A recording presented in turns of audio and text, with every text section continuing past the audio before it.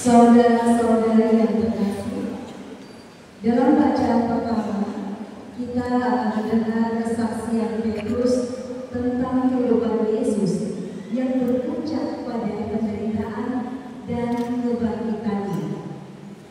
Sedangkan dalam bacaan kedua, Rasul Paulus mengajak umat beriman untuk memulai hidup baru yang suci, yakni hidup baru bersama Kristus yang telah bangkit.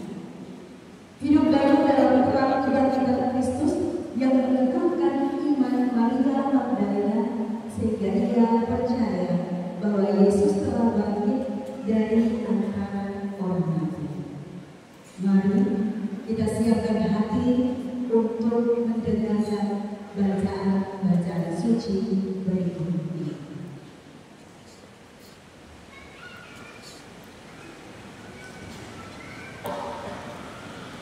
Bacaan dari Kisah Para Rasul.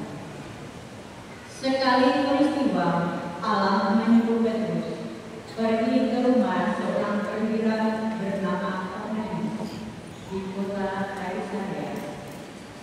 Di situ Petrus berkata, "Kamu tahu tentang segala sesuatu yang terjadi di seluruh tanah Yudea, mulai dari Galilea, sesudah pembaptisan yang diberitakan oleh Yohanes, yaitu tentang Yesus dari Nazaret.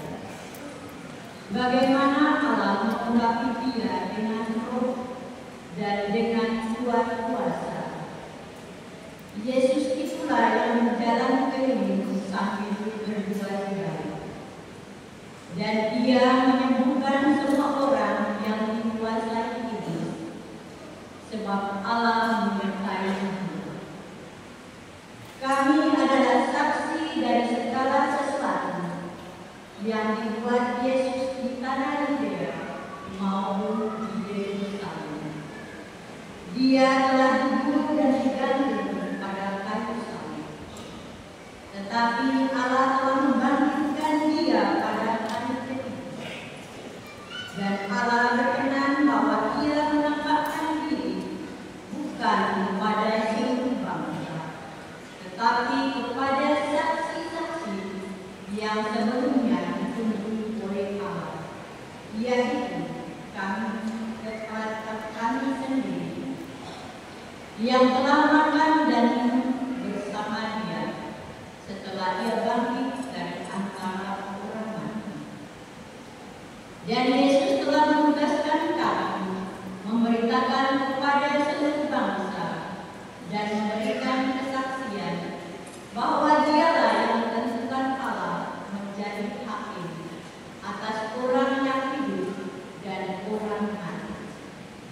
Tentang dialah semua nabi bersaksi bahwa siapa saja yang percaya kepadanya, dia akan mendapat pengampunan dosa oleh karena namanya. Demikianlah sabda Tuhan. Syukur kepada Allah.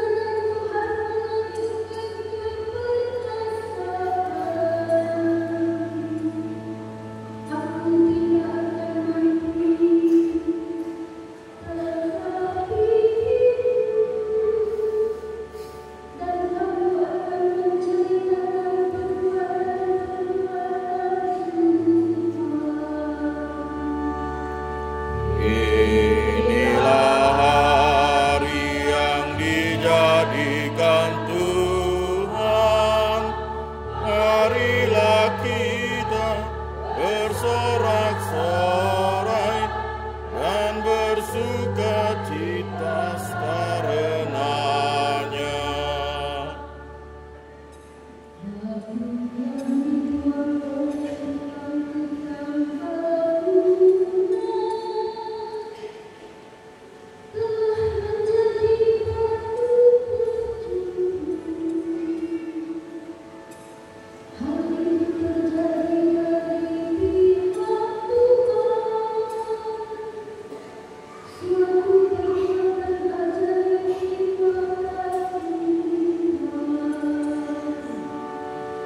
Inilah hari yang dijadikan Tuhan, marilah kita bersorak-sorai dan bersuka cita karenanya.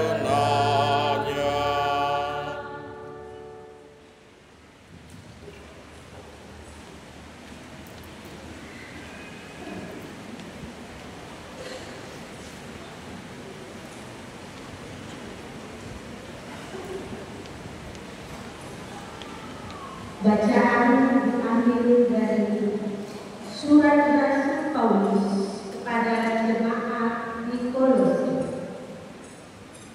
Saudara-saudara, kamu telah dibangkitkan bersama Kristus, maka carilah perkara yang di atas, di mana Kristus berada duduk di sebelah kanan Allah. Pikirkanlah perkara yang di atas, bukan yang di bumi. Sebab kamu telah mati dan hidupmu tersembunyi bersama dengan Kristus dalam Allah. Kristuslah hidup kita. Apabila Ia menyatakan dirinya gelap, kamu pun akan menyatakan diri bersama dengan Dia dalam kemuliaan. Demikianlah sabda Tuhan. Syukur kepada Allah.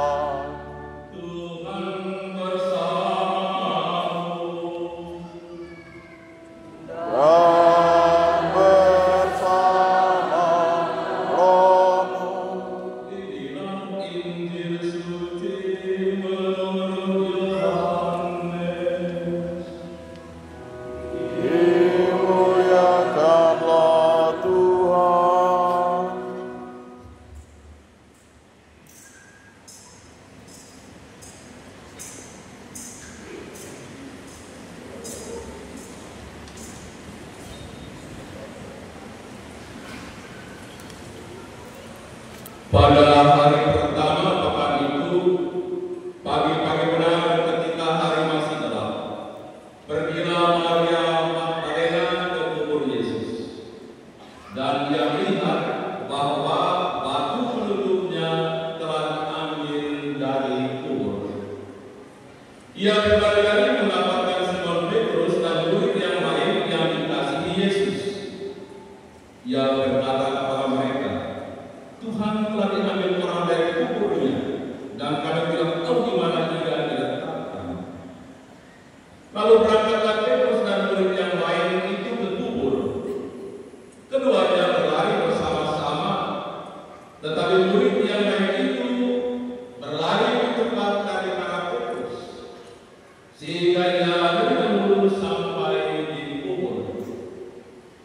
yang dijemur ke dalam dan melihat kain kafan terletak di tanah, akan tetapi ia tidak masuk ke dalam. Kemudian tibalah juga Simon Petrus menyusul dia dan masuk ke dalam kubur itu. Ia melihat kain kafan terletak di tanah, sedangkan kain baru yang tadinya ada di kepala Yesus tidak terletak dekat kain kafan itu, tetapi terlipat tersendiri di tempat yang lain. Sesudah itu masuklah juga murid yang lain yang lebih dahulu sampai ke kubur itu. Ia melihatnya dan percaya. Sebab selama itu mereka belum mengerti isi kitab suci yang mengatakan bahwa ia harus bangkit dari antara orang mati. Demikianlah sabda Tuhan. Terpujilah Kristus.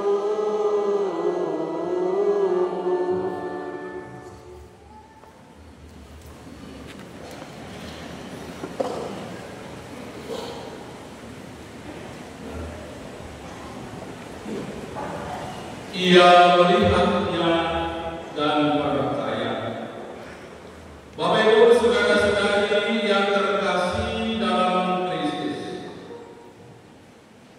kisah kebangkitan Yesus yang diceritakan dalam perikop Injil Yohanes yang kita dengar pada saat ini mencakup dua tema besar, yakni iman dan cinta. Untuk bisa memahami peristiwa kebangkitan, kita butuh iman, karena kebangkitan adalah suatu misteri, suatu yang sangat rahasia.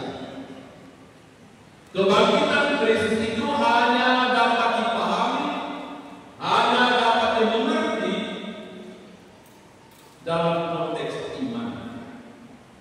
Karena tidak ada sesuatu pun di dunia ini yang bisa membantu kita untuk dengan pasti jelas memahami kebangkitan seonggok tubuh yang telah kehilangan nyawa. Kesedihan dan keputusasaan yang dibawa oleh kematian kini telah diatasi oleh satu janji akan kehidupan kekal. Dan ini hanya dapat dipahami, ini hanya dapat dimengerti, ini hanya dapat diterima lewat iman. Bapak Ibu saudara-saudara yang terkasih, seperti yang nampak pada akhir perikop Injil yang baru saja kita dengar, Yohanes, murid yang dikasihi Yesus serta yang mengasihi Yesus, adalah orang pertama yang percaya akan kebangkitan. Dia juga adalah orang yang pertama yang mengerti tentang peristiwa kebangkitan. Cinta memberinya mata yang bisa melihat tanda misteri di balik kebangkitan itu, dan ia percaya. Cinta mampu menangkap kebenaran ketika akal budi diliputi ketidakpastian. Cinta bisa menemukan nilai asli dari sesuatu ketika pikiran manusia seakan menjadi buta. Bapak Ibu saudara-saudari yang terkasih, Paskah bukan hanya sekedar ulang lewat, tetapi ia hadir dan tinggal bersama dengan kita. Tuhan yang telah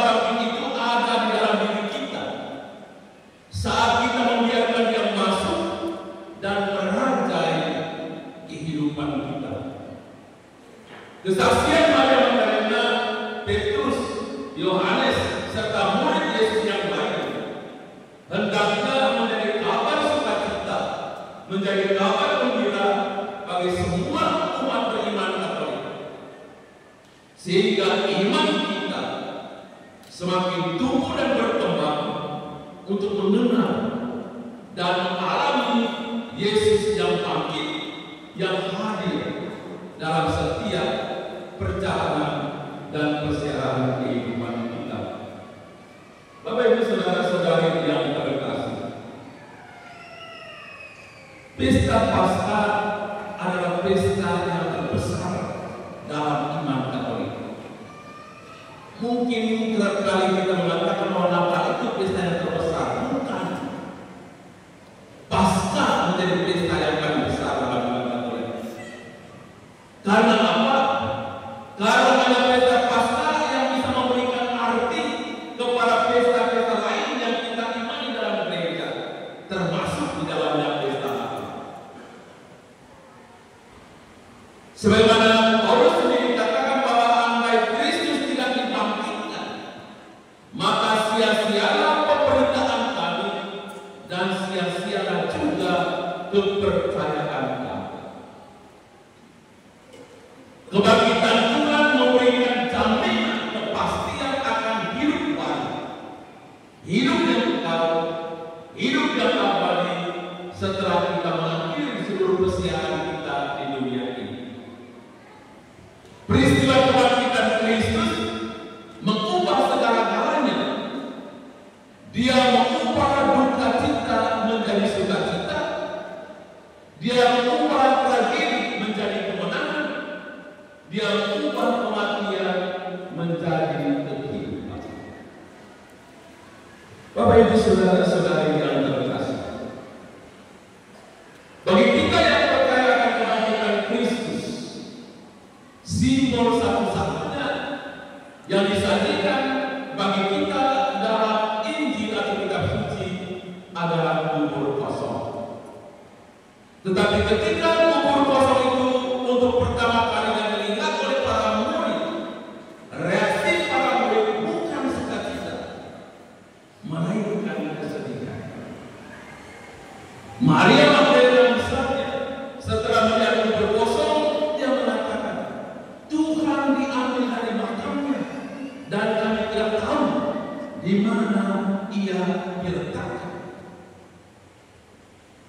Maria belum mengerti bahwa jenazah Yesus yang sudah tidak ada dalam kubur, jenazah Yesus yang sudah terpisah dari kubur kegelapan, sesungguhnya dia sudah hidup, dia sudah bangkit. Bagi mereka yang masih berada dalam kegelapan kematian, kubur kosong memperdalam tragedi gelap hati ketika Yesus disalibkan.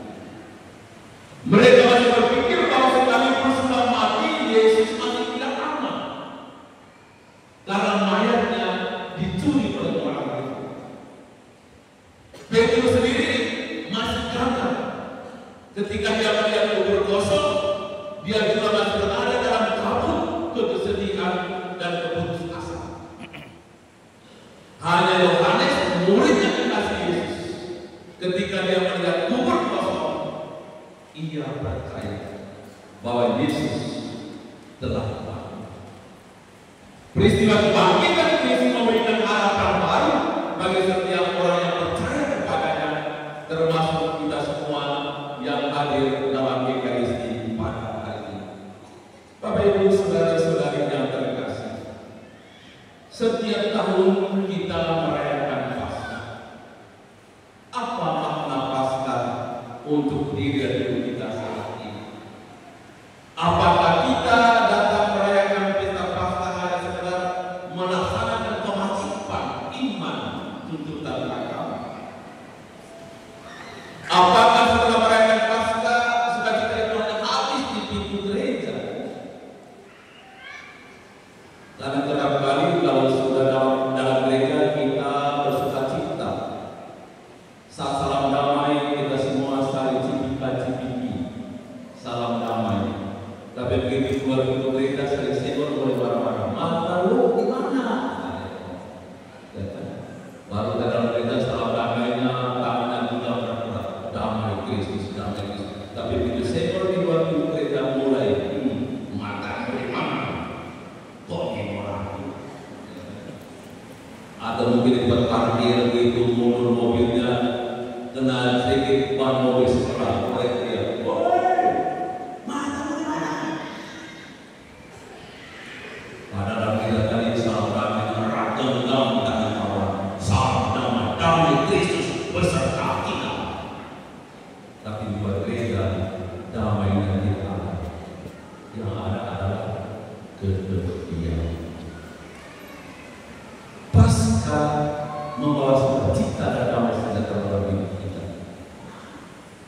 Maka dengan merayakan Paskah seperti para murid kita diutus untuk pertama-tama menjadi saksi kebangkitan Kristus. Iman kita bertumbuh dari kesaksian para rasul. Karena kita semua belum pernah melihat kubur di mana Yesus dimakamkan.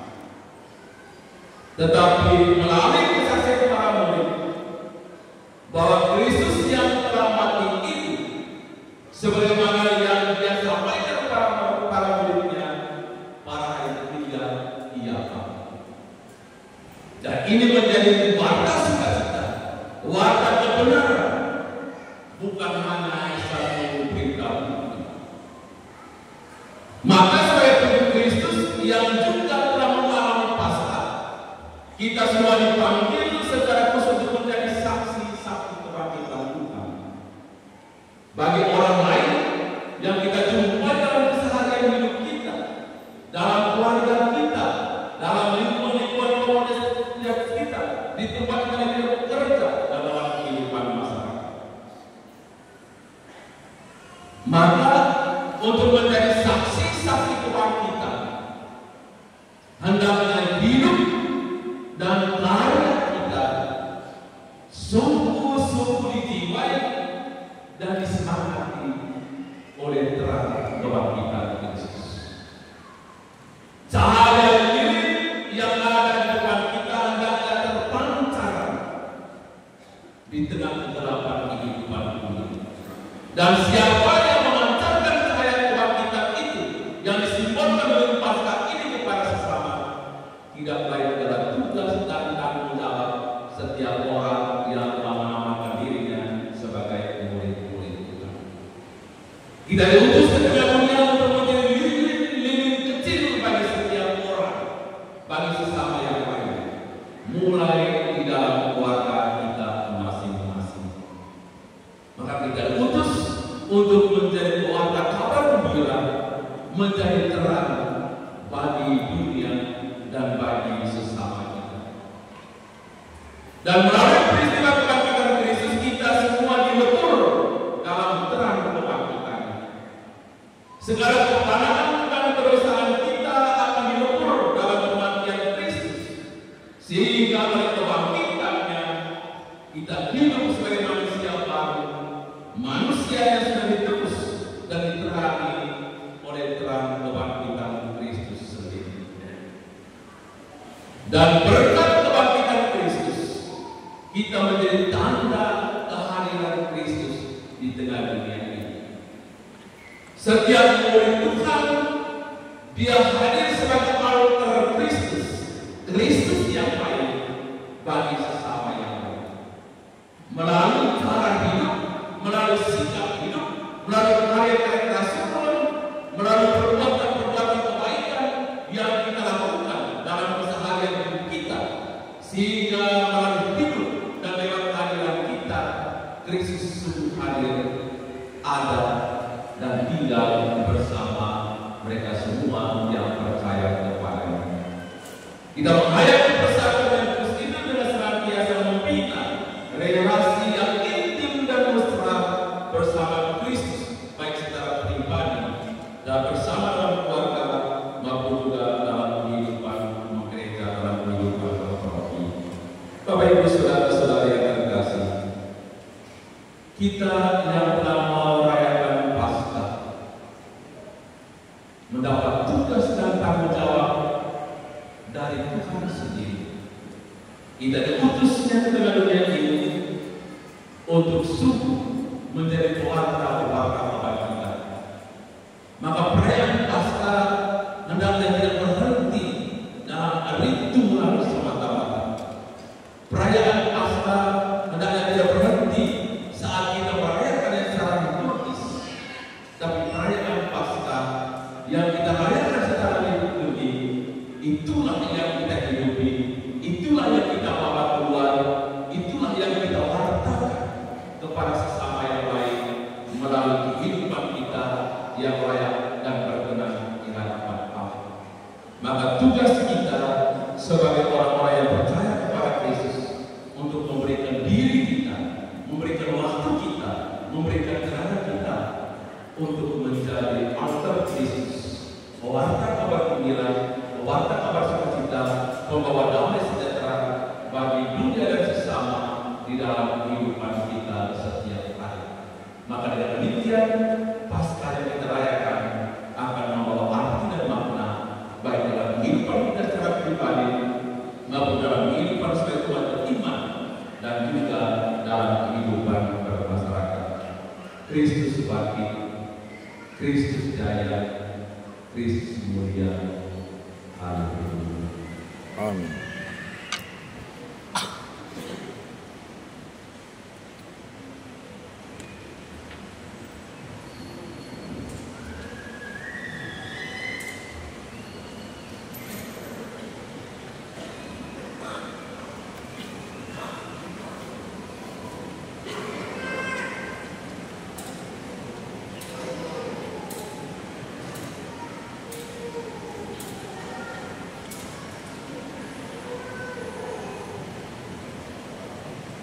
Mari kita berdiri, kita memulai iman kita dengan berdoa.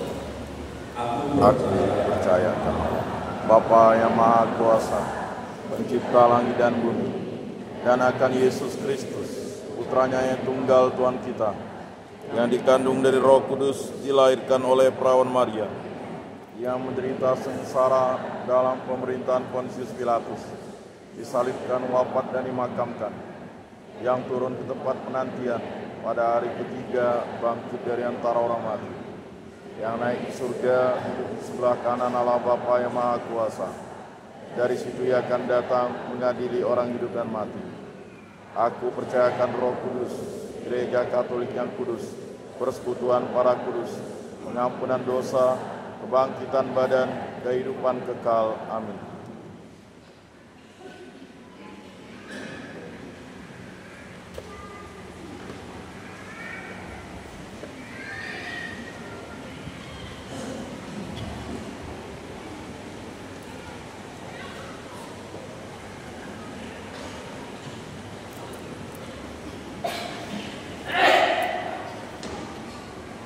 Bapak Ibu Saudara-saudari yang Kristus amnesia sumber kehidupan telah membangkitkan oleh Allah.